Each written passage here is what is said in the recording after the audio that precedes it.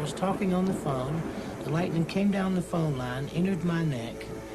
It went through my spine, threw me up in the air. And there was this slight buzzing at the ear, and I felt myself pop out of the body. Then I felt myself float up to the ceiling, and the doctor and the nurse were in there, and he was looking at me. He said, "She's gone. She's dead." And I was taken to hospital. Doctors did anything they could to help me, but I was declared dead. I realized I was out of my body when I was suddenly looking at this light. Out of that light stepped the most amazing being I have ever been in the presence of. It was just total selflessness, understanding, kindness, all-consuming love, wonderful love.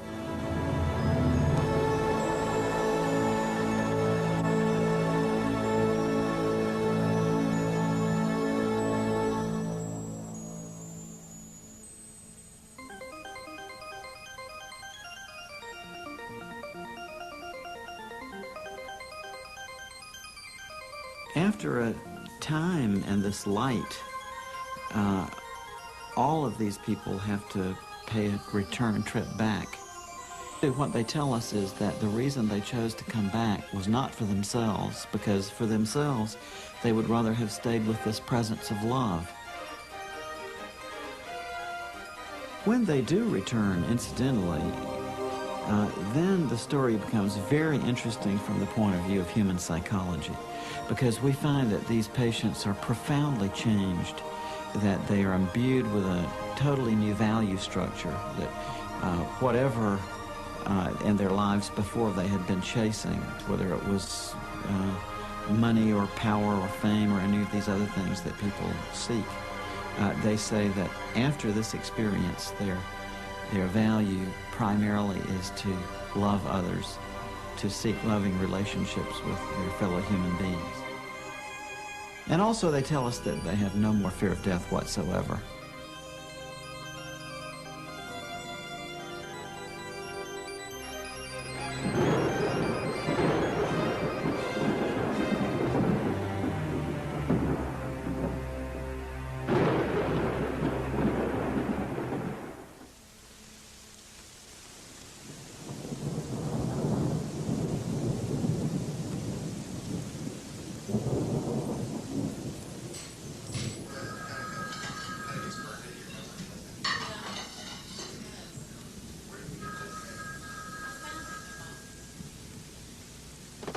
Hello? Oh, hey, Mom, how are you? Oh, no, what's the matter? What's happened to him? Oh, no. Oh, no. I was shocked when I got that phone call. One that nobody ever wants or ever really expects to get. There's just so many feelings that I really want to share. I just want to be there. Okay. Okay, well, we'll see you soon. Mom, I love you. My dad was fighting for every breath of life, and it didn't look very hopeful. Even though we lived 600 miles apart and only saw each other on holidays, at least we were on the same planet. And we could pick up the phone and say hello. The likelihood of losing all that seemed almost impossible to grasp.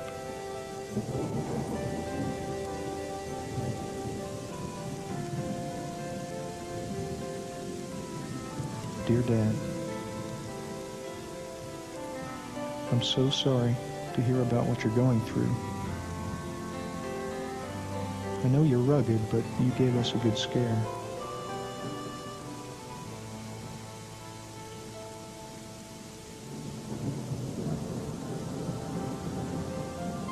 Dear Dad, I'm writing you this letter because I don't know if I'll ever see you again, yet I have so much I want to say. Dad, do you remember several years ago when I was still grieving over the death of Suzanne? I found a great deal of comfort in some books I was reading about dying. It was at that time that I met a doctor of psychiatry, a researcher named Dr. Raymond Moody. I'm sending a copy of a book that he wrote, which was a great deal of help to me then. Dr. Moody has observed a pattern that occurs in people the world over, regardless of their culture or religion. As a matter of fact, the prior religious beliefs or background of the person doesn't seem to have much to do with whether or not they have an experience and even the content of the experience. We've even had people who say that prior to their experience they were atheists or agnostics who have very beautiful and full-blown near-death experiences. Really? And do they remain atheist and agnostic? Not at all. Once they come back, they tell us that they're totally transformed and they have no more doubt whatsoever that there is a God and that there is a life after death. It's about his research on the stories of people who have approached death, many of whom actually had the experience of dying and then were revived and lived to tell about it. What happened is I felt like I'd been hit by a train. But what had happened was I was talking on the phone, holding the telephone like this. The lightning came down the phone line, entered my neck. It went through my spine, threw me up in the air. As it threw me in the air, it knocked me out of my shoes and welded the nails in the heels of my shoes to the nails in the floor, which is how I was grounded and I didn't explode. Before I shot myself, I measured like we did in CPR to find where the heart was. And that's where I just took the barrel and put it up against my chest and pulled the trigger. I had not responded to treatment. I was getting worse, and the doctor had come to see Anne. At this point, he says, I've lost her. She's gone. And I thought, well, who's he talking about? But just before this, I had been in terrible pain. I was just hurting so bad, I wanted to get away from it. 15 minutes before I was to be picked up by a Jeep, I was discovered to have a temperature of 106.5, and instead of waiting for the Jeep, the captain in charge of the ward sent me over to X-ray, and the last thing I remember was the captain in charge of the X-ray asking if I thought I could stand up long enough for them to get a picture of my chest. And I remember hearing that X-ray making that peculiar whirring sound and then a click, and I'm told that I collapsed in a heap. This wasn't a typical bee sting because I quickly realized that there was a problem, and I tried to telephone someone for help. The rest of the ranger station was about 3 miles in, and I tried to telephone my boss to send some help, and I fell and went unconscious. Luckily, from what I understand, he drove through, my boss drove through a little while later and noticed that I normally just waved to him as he came by, and I was lying down on the floor, and he called the ambulance. I was a dissident in Soviet Union, and I had an invitation from United States. In 1975, I received this invitation. In 1976, I was given the exit visa, and I was leaving for New York that day, and I was coming to take my passport, and I was ready to fly. My family was already in airport waiting for me. That time, on sidewalk, I was moved over or run over by car. It was fabricated by KGB. They wanted to kill me and not to let me go. And I was taken to hospital. Doctors did anything they could to help me, but I was declared dead. This is pretty much all over the world. We found this common pattern. They tell us that at this point where their doctor says they are dead, that they may actually hear the physician say, oh my, he's dead, or we've lost her, or something like that. And they say that from their perspective, actually, they still feel very much alive. Indeed, their consciousness is heightened. Wow. And they tell us that they seem to leave their physical bodies. They say that they float up, typically right above the bed in the operating room or the emergency room, and they look down and they can see their own physical bodies lying on the bed down below. I was above my body. I was floating, and there were people around me, except I didn't realize that that person there was me. But then all of a sudden I heard this statement, "He's gone, he's gone." And it was the paramedic making that statement to the driver. At that point, I was standing behind the paramedic. I was watching him work on my body. And suddenly there was commotion beneath me, and then I started noticing all of the people underneath me, and the EMS workers were pushing the stretcher down the hall, and I really wasn't concerned with my body. I was more concerned with, there were a couple of plainclothes policemen over where the guns were, and one of them was wrong about something, and I was trying to tell him that he was wrong. And I could see the soldiers and the nurses and the doctors, but they could not see me. And I went from ward to ward, bed to bed, trying to find a soldier that I thought that looked like me lying in the bed. I was becoming more and more desperate because, as I say, I could see these human beings, but I could not communicate with them. Finally, I went into this little isolated ward room. And sure enough, lying in the bed with the sheet pulled up over the head was this body that I had to recognize as me because it had my fraternity ring on its finger. And there was this slight buzzing at the ear, and I felt myself pop out of the body. I don't know how I came out. I was just suddenly out of the body. And I sat down on the head of the bed a minute to look around. Then I felt myself float up to the ceiling, and I was looking down, and he said, "She's gone," and I couldn't believe it, and I thought, well, who's gone? And I was trying to look down to see, and I felt presences with me. Guardian angels is what they were, but I called them guides. I was suddenly looking at this light that seemed to be in the corner of the room, but the first thing I thought was, "Where did you come from?" And she said, "I've always been here, but you weren't able to see me before." The reason I use she is because she emanated feelings of selflessness, love, all-consuming love, understanding, kindness, and those were attributes that I thought of as being feminine. After a while in this, they say that they begin to feel an indescribable feeling of bliss, that it's something that transcends words, that we can't put it into the language that we have in everyday life.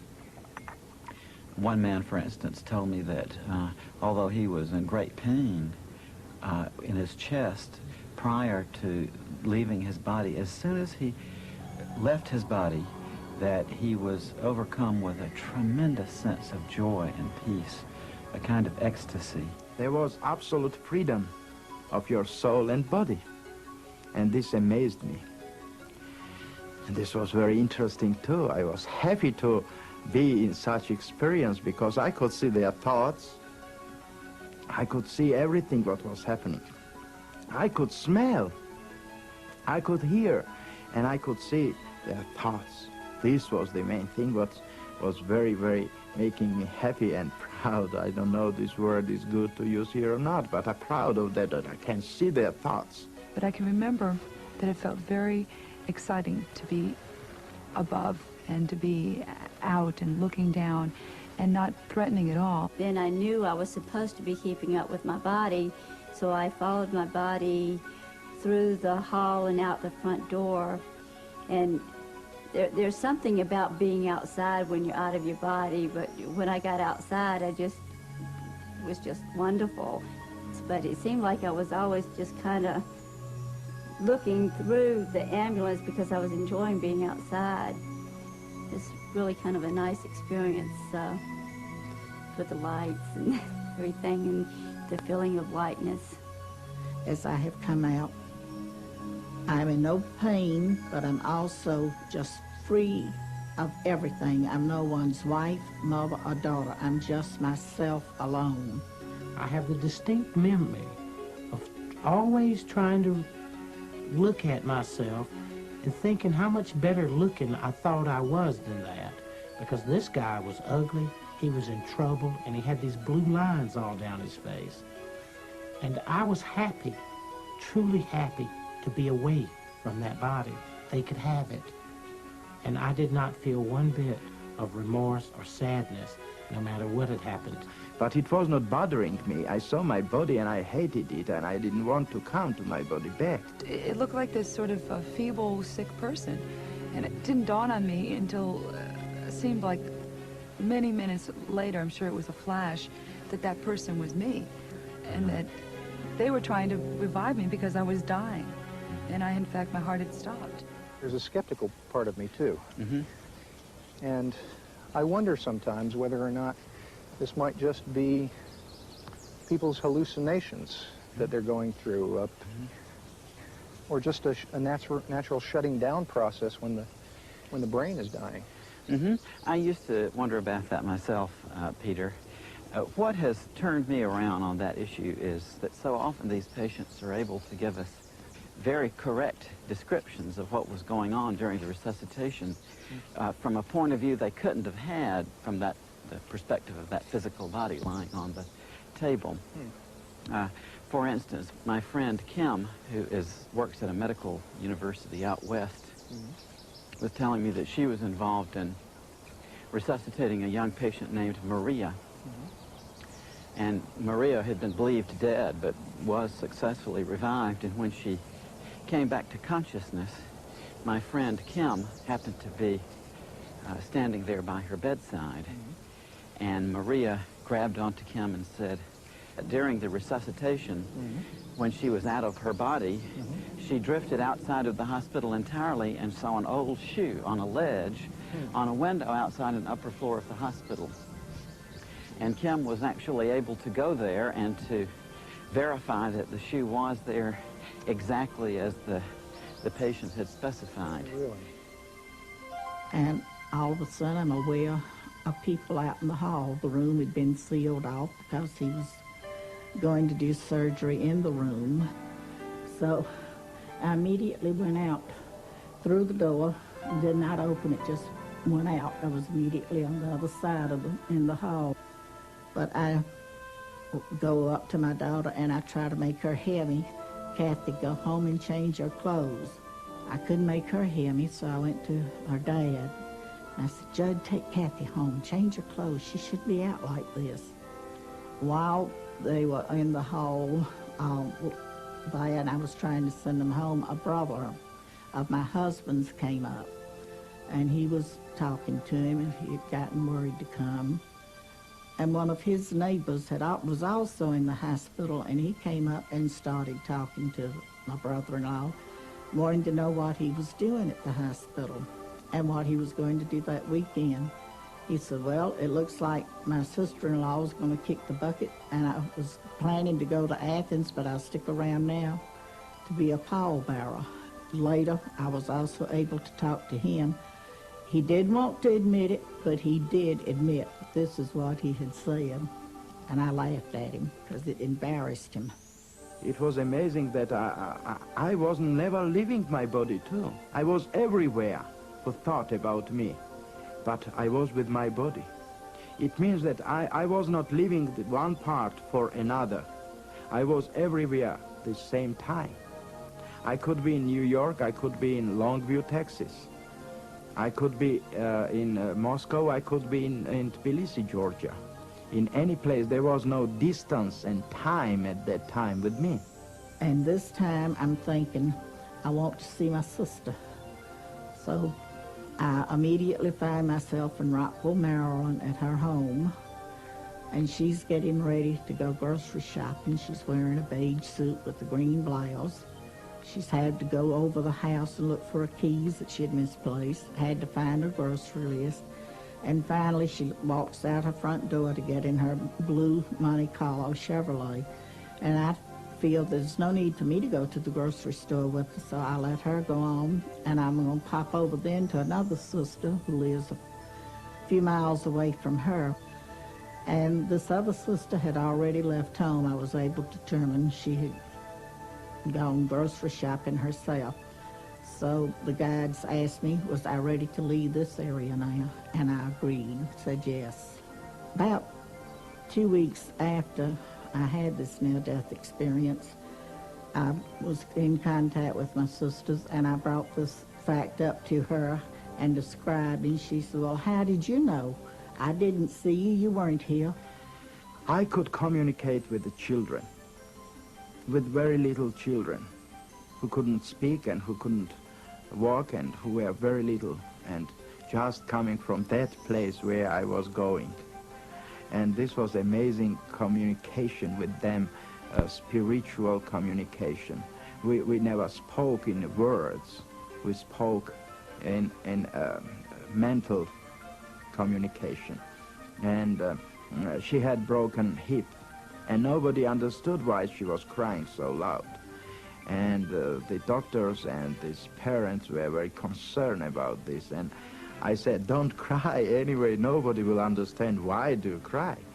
And she stopped crying, and she smiled, you know, and it was incredible experience for that people who were around, and they looked at her and said, what's happened? Why she's not crying at this time? I want to tell them that, you know, she has these diseases. This happened with her.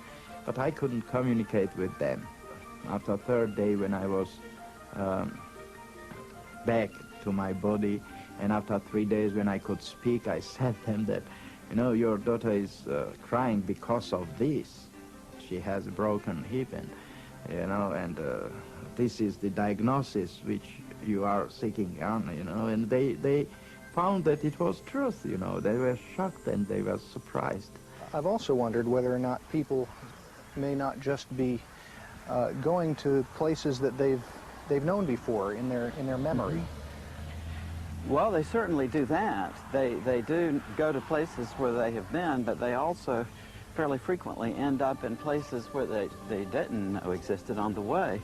And in one case, that of Dr. George Ritchie, he was actually able to find a place that he had seen in his out-of-body experience.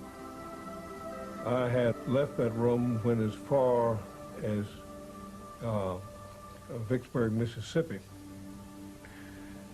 Saw a man getting ready to go into a white all-night cafe there on the corner of a street there in Vicksburg, and asked him if he could tell me if I was going in the right direction to get to Richmond. And this man acted the same way that a ward boy had in the corridor that I passed as I was going out of the hospital, like he could neither see me nor hear me. Actually, I walked right through the ward boy going out. But I was so determined to get back to Richmond that never even stopped me. And when this guy couldn't see me, then I realized that there was a vast change. Something was wrong, that these people could neither see nor hear me. The way that I know that it was Vicksburg, Mississippi, because 10 months after this experience, I came back through Vicksburg and recognized the white all-night cafe on the corner. Time and distance, as you and I comprehended in this room, simply does not exist, because simply by wanting to be heading back towards Richmond, apparently I was. And before I tell you about the most adventurous kind of out-of-body traveling, I want you to promise me that you'll come to visit me and say goodbye before you actually leave this world. There are occasional reports from people who experience another dramatic form of traveling, that they actually leave their body, zoom up above the Earth, and travel far into space and see the Earth down below.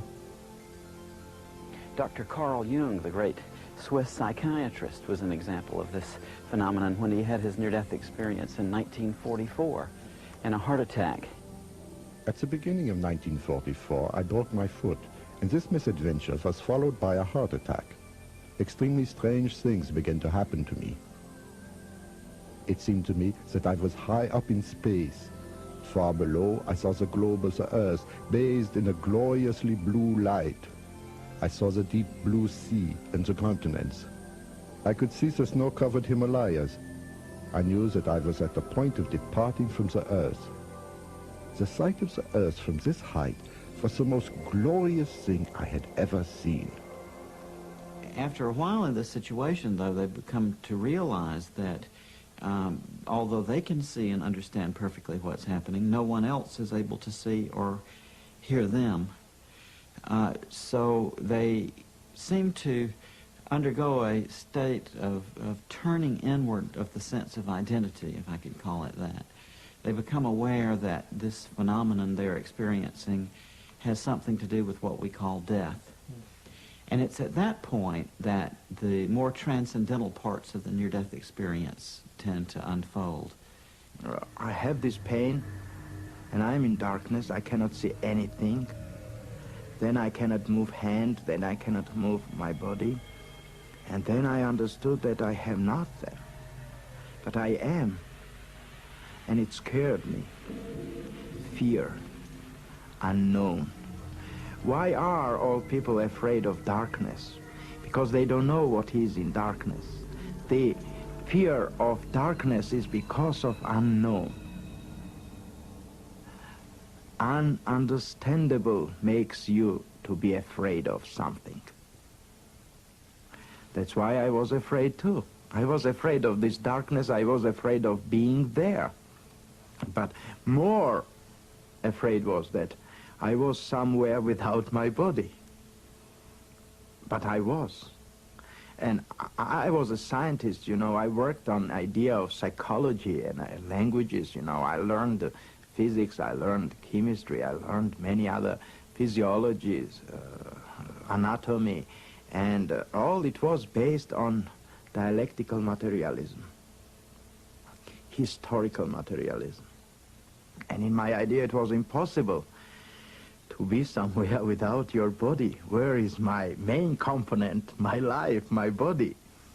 You know, I was scared to death, but I was already dead. And that was the amazing feeling, to understand that you are, but you are not, if you think you are. If I think, I thought, I am. But if I am, and if I think, why cannot I think positively what's happening around me? And I began to think about light. I saw light outside of darkness, and it shocked me. But first feeling which I had was to come to that light. The first thought which came to me was to go into this light. And I had that movement. They describe to us how they seem to be drawn into an enclosure of some sort. They often call it a tunnel.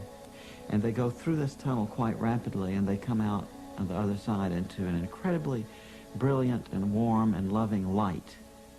Don't know exactly how I entered the tunnel or just at what point, but it was when the guides had asked me, and I said yes, and I feel myself going in an upward motion.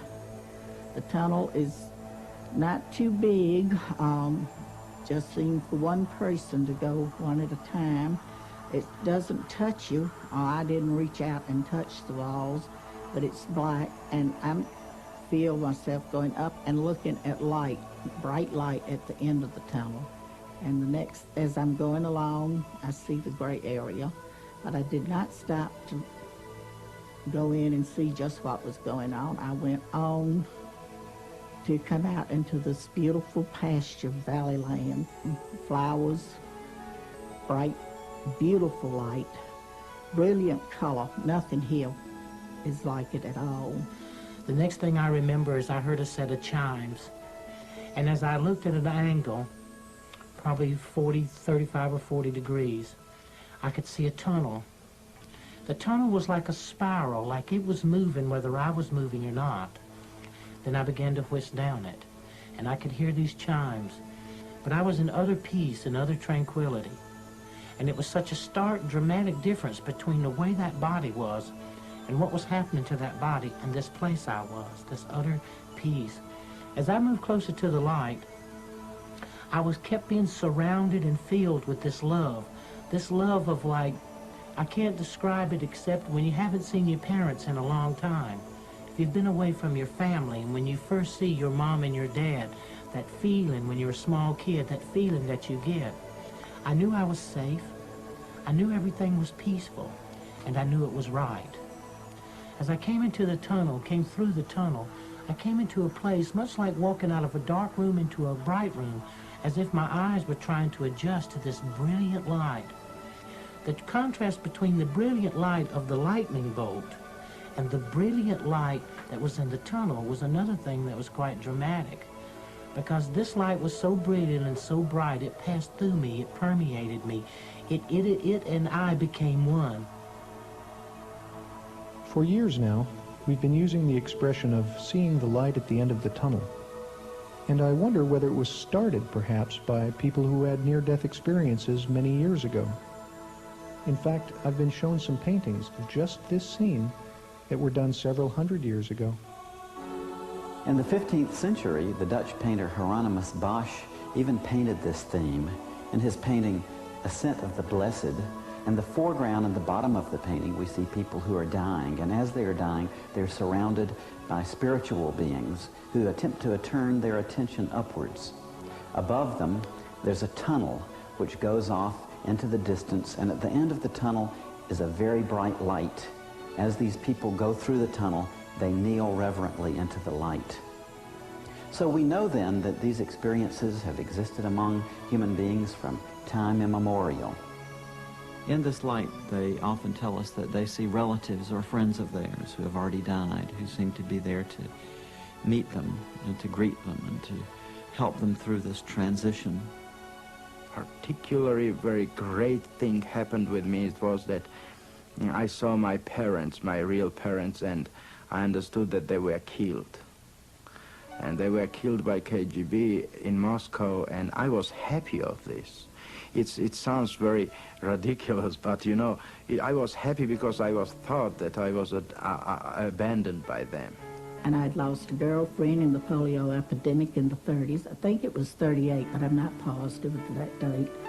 And she assured me that everything was fine and she was happy. And I also saw my grandparents coming to meet me. I had never known my grandfathers. They had both passed away before I was born. But I did know my grandmothers and my mother also. And as I'm there, this baby appears to me. And he says, "Hi, I'm your brother." And I said, "I don't have a brother." And we don't talk as I'm talking to you. There was no way of misunderstanding. It was more like it was mental telepathy. And he shows himself to me as a small infant, dressed in a cap and a little long dress with a knitted sack over it, booties and socks, and tells me, "Look me over now and remember how I look this way. And you can tell our father when you get back and he'll tell you it happened." And when I was able to talk to him, my dad said, "Well, I don't know how you knew that because nobody but your mother and the doctor and I knew about these things." So it gives me hope to know that whatever happens, we'll be seeing each other again one day, as we're greeted by those loved ones, family and friends who have already died. All these greeters seem to be encouraging us to come into the presence of that light and are letting us know that everything is going to be okay. The being of light that these patients often describe encountering is plainly a personal being. They say that they are in the presence of a being of complete love who accepts them and loves them totally, and who has a wonderful personality, is very knowledgeable about them, very wise, very helpful, also has a wonderful sense of humor. This is the most wonderful part of it. This is a warm, loving light. It's the most masculine, but it also has overtones of mother love, sisterly love. This just pulsates around. He has totally accepted me. and forgiven me for everything I've ever done, but can I forgive myself for some of these selfish things I have done? She took on all the pain and all the suffering with total understanding of what had brought me to that point. And it was like we were intertwined, and that everything that I felt, she felt too. And there was this unconditional love, like most parents have for their children, that no matter how bad I might have been, or that I was totally loved and totally understood, because she understood the motivation behind what I did. There was this togetherness, this empathy that she had for me, and just wonderful love. And sitting there wondering what to do next, when suddenly that room became flooded with light. And then three things happened simultaneously just like that. Something deep inside of the spiritual being sitting on the side of the bed looking at the corpse lying in the bed was told to stand up. You're in the presence of the Son of God. Out of that light stepped the most amazing being I have ever been in the presence of, the most powerfully built male I have ever seen. To my right, I saw a being coming toward me. In those days, I had never heard of the death experience or ever had it described to me, so I had no idea how to relate to it. Since then, I've heard people describe it as God or Jesus or Moses or lots of different names, a great angel. I believe that this being of light was my higher self, the greater part of me, looking at the part of me that just experienced this life. As this being, because this being, I was so comfortable with this being and so assured that only if someone knew themselves and knew the love of God in them, then they could have that same relationship with themselves. And it was as if this being had come to be with me. And now, once being in the presence of a being who knows everything about you, to know that he totally accepts you and totally loves you, I never wanted to leave this being again under any circumstance. Yeah, this is one of the most interesting parts of a near-death experience to me. These patients will tell us that in the closing moments of their life, often in presence of this being of love who is with them, that they see a panorama before them which consists of every single thing that they've ever done in their lives, from the moment of their birth right through the time of their close call with death. And they say that they see it all simultaneously, not with the events in temporal sequence, but rather all display there at once in a way that they find very difficult to describe. As those hospital walls virtually disappeared, and I saw every minute detail of my life, seeing my own cesarean section birth through the 20 years that I had lived, because I was only 20 at the time. With the light, there is this panoramic view of my life. It starts with birth. It continues right on to where we are at this point. All at the same time, I am part of the view, as well as watching it. I am actually doing these things. I guess it's a speeded up version of a camera that just runs double time or something.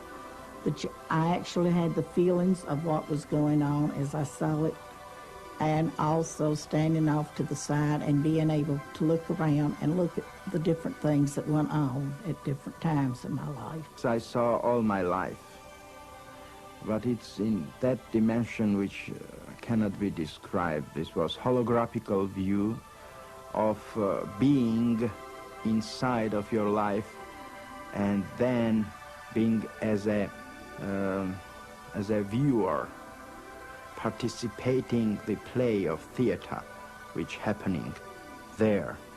But it is you, and you know that you are this. At Disney World, they have this Kodak ride where you sit in this seat and you go, there's this movie that surrounds you, and it makes you feel like you're a part of the action, and you can even get butterflies when there's a big drop or something. So it was around me in a form to where it was like I was participating, but it was participating in the mind or in thought, but it just seemed like a lifetime of pain happened in just a short period of time. If I had a panoramic view of my life, every feeling, every thought, every action, every deed, all at the same time. The same time. And as it started happening, I began to see how I affected the person that I had the encounter with, or the experience, whether it be me personally or whether it be someone else. And then how they were affected, how it was one step removed from us and how they were affected. And believe me, there is nothing hidden in your life. If you imagine this panorama of your life as like a still pond, and each action in your life is like a pebble which you flip into that pond. At the point where that pebble impacts on the surface, you see ripples going out. Right. But he said that as these ripples in this panorama impinge on others, then you can see the secondary effects going off from those people in the form of ripples. I see.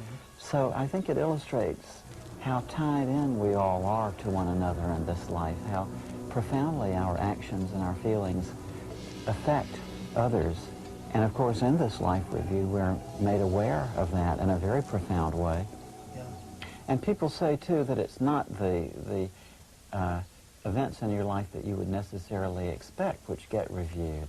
It's not the big accomplishments, but rather the simple acts of kindness, often things that you would even have forgotten. You will see the things that you did out of your heart, helping an old woman, picking a kid up, helping someone, an action that you take uncalculated, unthought, just out of goodness of your heart. These things herald through the universe, not your great accomplishments, not what you achieve or what you think has value. The little things have value. And what I had always thought was important and nice things I had done, they didn't even count for anything. It's the little unknown things that you do for one another. And love there is always helping to give others a love and helping hand along the way, and at the same time you're benefiting because you're receiving also. And the question was, what have you done with your life to show me? Well, I'm looking around this panoramic view, and I'm hoping that you'll notice some good things, and of course I'm trying to pick the best thing and hoping you won't see some rather embarrassing things that happened to me as a teenager. And I thought, well, I was an Eagle Scout. Immediately came back, that glorified you. Again, the answer the second time. What have you done with your life? But this time the emphasis was on to show me. But I understood what he was saying. He was asking me, had I learned to love my fellow human beings the way that he totally accepted and loved me? And when you look at it from a place to review and to be critical of yourself, not to be judged, to be condemned. There is no condemnation in it. There is none. There is nothing but, hey, look at yourself. Look who you really are. And look what you've done. And then give it a value in the eyes of God. The death experience gives you a value of what that love is. That you are so deeply loved and that you yourself so deeply love. You begin to sense a part of yourself greater and far more magnificent than you ever give yourself credit for. Frequently, too, people tell us that this being is also interested in the knowledge that they've acquired in this life. If there is a scene in which one is seeking knowledge by taking a course or attempting to understand something, that this being comments in an almost offhanded sort of way, that even after we die, the process of learning goes on, and that what we learn here we can take with us to the next realm. People say that love primarily, and then in a secondary, almost grace note sort of way, that it seems to be the knowledge and the understanding we acquire. How interesting. After a time in this light, all of these people have to pay a return trip back. And it's very interesting that when they do, after having been in the presence of this being of love and light for a while, they literally don't want to come back. They resist the attempts very often made to send them back. I never wanted to come back. I wouldn't have traded, and I would not trade today. For the few moments that I got to spend on the other side, I wouldn't trade 20 of these lives. And when I had to come back, I came back dragging, kicking, and scratching, because I didn't want to. And I'm told then, are you ready to go back? No, I want to go on to the City of Light. No, don't you want to go back? And I could hear my daughter and look back and see her and my husband. They were saying, "Vi, don't go. Come back to us. Mama, I need you. Mom, come back." And they asked me again, "Are you ready to go?" I said, "No, but it seems that my daughter needs me, so I must go back." I really had no reason to go back except that I can remember my mother. And I know that I'd put her through a lot. I was a very accident-prone kid.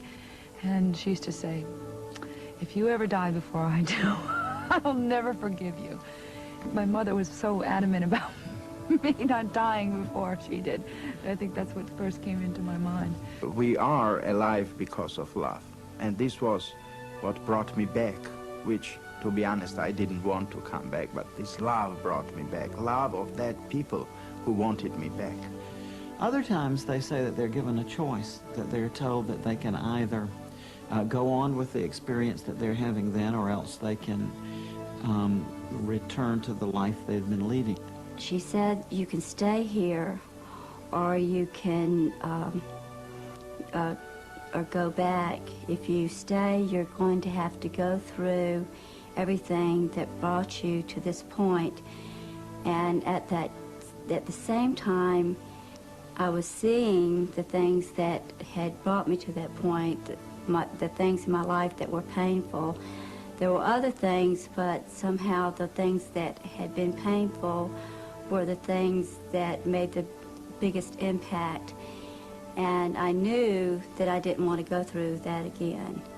So there is no way to escape that if you try to kill yourself and you succeed, somehow you're going to have to go back and live the life from the beginning and go through everything that was painful in your life, and then have to go from the point where you killed yourself also. So you're not escaping. And people will say to me, they say, "Well, Daniel, what about hell?" I'll say, "Well, they didn't bring it up, and I darn sure didn't." Because maybe they might have checked and said, "Hey, Daniel, you're on this wrong list. You're supposed to be somewhere else." They also want to know about hell. Is it a fiery, burning place? Well, what I found to be hell was separation from God. This is a total hell. Darkness, where I was first.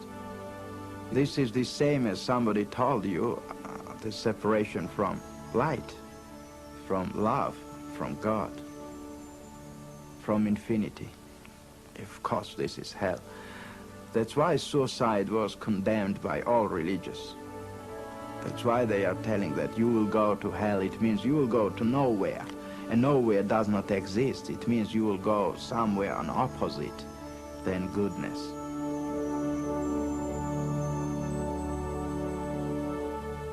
Very often they're told, it's not your time to die yet. You've got things left to accomplish, so you must go back.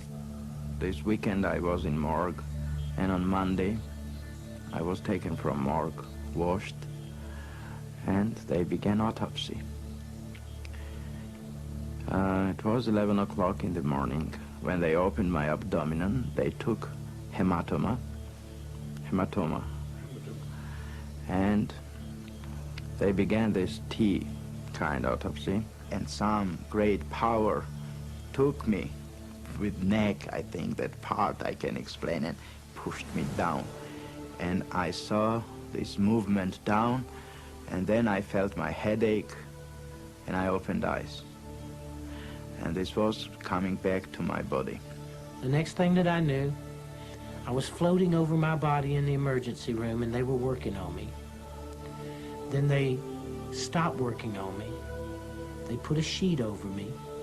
They filled out a piece of paper, and they rolled me in a room. And I was lying in that room, and I was hovering above myself, watching myself. Then I heard what appeared to be an elevator door open, and these two guys came in, and they were getting ready to take me someplace. I later found out that that was probably the morgue. Then at that exact moment, I was inside a body again. It was on fire. It was in pain. I could not move. So I started blowing the sheet. And they jerked the sheet off, pushed me back into the emergency room, worked on me and stabilized me. And in the course of the next 7 days, I was completely paralyzed. That it's so touching to me that in the closing moments of their life, that so many people come back reporting that what was most important to them at this time was love, the question of how they had loved their fellow human beings. It had a lot of effects and change in my life. It's made me a more understanding person of others. I know I don't have the right to take my life. Didn't want to return, and I would love to go back. Someday I will, and then I hopefully can stay and not have to come back and try again. But I know I cannot take my life and go there. Things would not work out right. But I think I'm a better person by watching for the needs of others and not being always selfish. Oh, I'm still selfish. I'm still a human. But it has changed my way of thinking. How to love other people and how to forgive and to put yourself in the place of other people in order to understand them. And that's something that you have to do in order to love people and in order to love yourself. Because if you hold grudges and you, it hurts you and it hurts the other people, and it's a barrier to love if you can't forgive. You don't necessarily have to forget when people hurt you, but you have to understand them and forgive them. And I think that is the most important thing about love that I've learned, and how to look at how we're alike rather than how we're different. This is the main message which I brought back, that love is what cannot be changed. This is everlasting. And love is with life always together. Love, what keeps this world alive. Love as an eternity. Love as a basic of humankind. And we are alive because of love. I think the most important point about the death experience is that it is orderly. And the fact that small children, all the way to grown people, have similar experiences. And if people could understand that if they would pay more attention to each other and to care and have faith and hope in each other, we could also begin to believe and have faith and hope in the true nature of the love of God.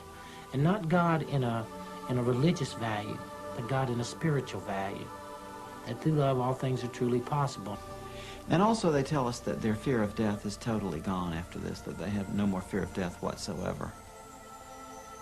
I saw life as an infinite life, infinite light, as an everlasting being. We cannot die because we are already created to live forever. The dimension of spirit is everlasting life. The third thing that I've learned is that life is forever. Death is nothing more or less than a doorway, something you walk through. Death does not exist. Don't be afraid. Death is only the part as a station, railroad station, where you come always to go to another life. I find it very comforting and encouraging to hear from so many people who have explored life beyond physical death that life goes on. So I know it's true. If either of us went tomorrow, we'd be joined again in what must seem like an instant. Back in a flash, as you always say. But whatever happens, I want you to know that I feel very blessed to have had you as my father, and I love you very much. With much love, Peter. Know that it'll be a safe journey, that you'll be taking that journey not alone, but surrounded by love, a greater love than you understand.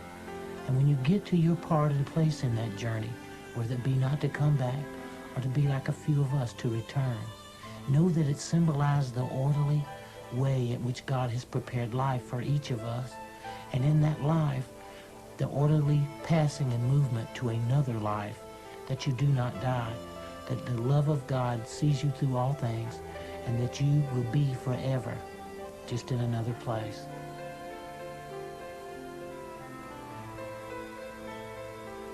It was about 3 weeks later when we got the phone call.